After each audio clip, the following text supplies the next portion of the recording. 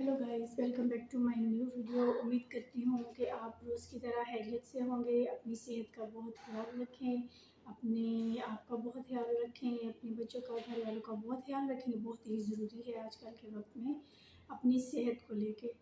तो आज का हमारा टॉपिक है, बहुत ही आम भी है और बहुत ख़ास भी है।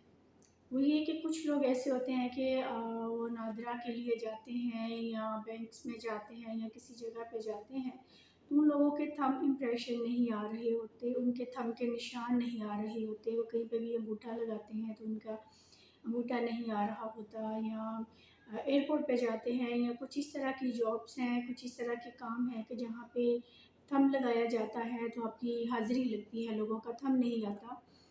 तो इसकी क्या वजह है और इसका हल क्या है? इस पे आज हम बात करेंगे।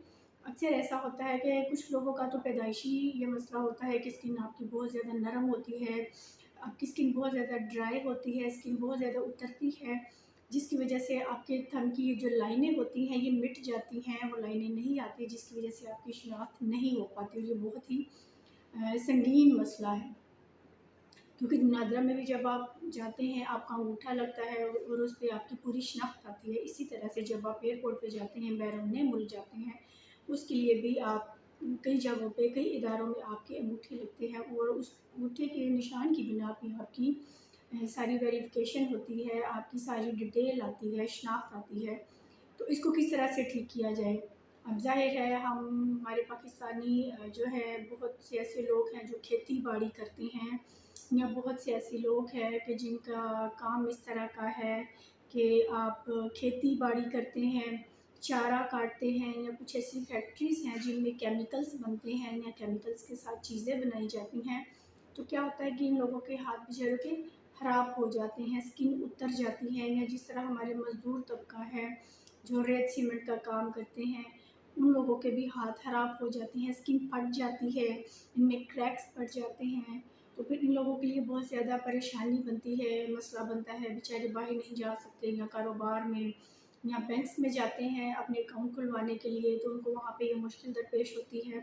तो मैं आपको 2-3 टिप्स दूँगी जिन पे अमल करके आप ये काम कर सकते हैं। आप अपने काम को भी जारी रखें, आप अपने हाथों की भी हिफाज़त करेंगे। आपकी सबसे अच्छी बात ये है कि आप जब शाम में आते हैं काम-काज करने के बाद, आप अपने नीम गर्म पानी से अच्छी तरह सबसे पहले अपने हाथों को धोएँ, ताकि हाथों पे जो भी कचरा है, जो भी गंदगी है, मैल-कुचैल है, जो भी ऊपर गंदी स्किन है, वो सारी उतर जाए।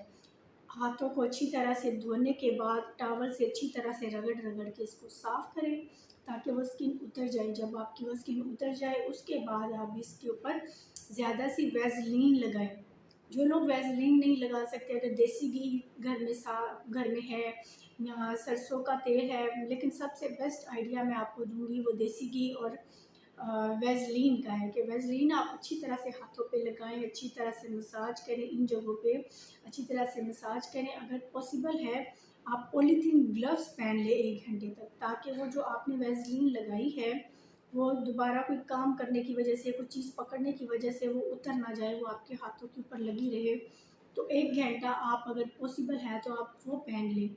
या वो हज़रात जिस तरह मज़दूर हैं, रेत सीमेंट का काम कर रहे हैं, तो वो लोग भी ये काम कर सकते हैं कि आप वैसलीन, हाथ धोने के बाद वैसलीन आप लगा के आप ग्लव्स पहन लें। पॉलीथीन ग्लव्स ना पहने, आप पॉलीथीन ग्लव्स पहन के उसके ऊपर आप दूसरे रबर के या कपड़े वाले आम हल्के से ग्लव्स मिलते हैं, आप ग्लव्स पहन लें, अपने हाथों को सिक्योर करें।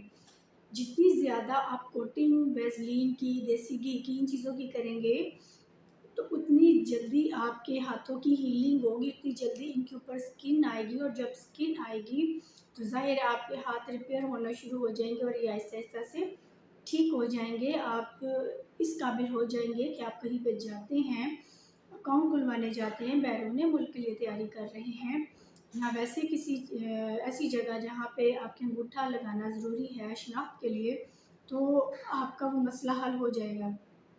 दूसरी एक छोटी-सी रेमेडी और भी है कि आप एक मोमबत्ती लें, कैंडल लें, आप उसको एक पैन में गरम कर लें, वो पिघल जाएगी, धागा उसका आप अलग कर लें।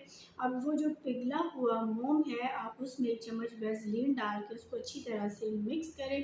जब उसको अच्छी तरह से मिक्स करेंगे, वो दोनों चीज़ें यकजान हो जाएंगी, फिर आप उसको उतार लें एक साइड पे ठंडा करके एक जार में डाल लें। वो भी एक आपकी बहुत अच्छी मेडिसिन तैयार हो जाएगी आपके हाथों की हीलिंग के लिए। आपके फटे अंगूठे हैं जो, इवन के वो लोग जिनकी एड़ियाँ फट जाती हैं, पाँव की एड़ियाँ, पाँव की उंगलियाँ खराब हो जाती हैं, उन लोगों के लिए भी ये रेमेडी बहुत ही बेस्ट है।